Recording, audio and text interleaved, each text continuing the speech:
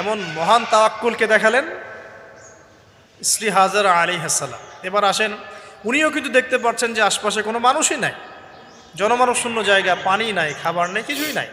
এবার ইব্রাহিম যখন চলে আসলেন একটা পাহাড়ের আড়ালে গিয়ে দাঁড়ালেন কিছু দূরে এসে, তখন হাত তুলে আল্লাহর কাছে দোয়া করা শুরু করলেন।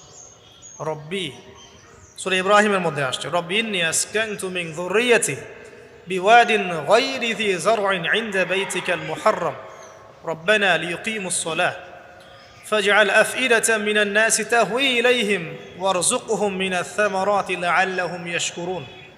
সুবহানাল্লাহ। তিনি দোয়া করছেন, আল্লাহ, আমি আমার স্ত্রী এবং আমার সন্তানকে জনমানবহীন পিরান একটা জায়গায় তোমার ঘরের কাছে রেখে আসলাম।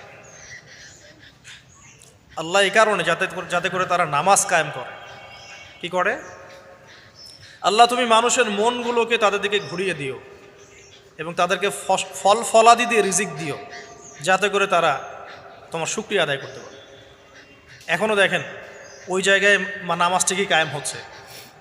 ওই জায়গায় কিন্তু নামাজ পড়েও যেমন শান্তি, নামাজের আসল রুহানিয়াত ওখানে বোঝা যায়।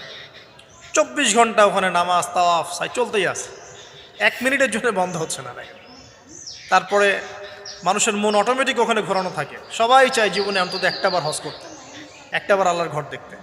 আর পৃথিবীর এমন কোনো ফল পাবেন না সেখানে নাই। অথচ ওখানে কিন্তু খুব কৃষিভিত্তিক কিছু চাষ হয় না, খুব একটা চাষ হয় না। তো ইব্রাহিম আলাইহিস সালামের দোয়ার বরকত দেখেন, কি বরকত! ব্যাস, আল্লাহ রাব্বুল আলামিন কবুল করলেন।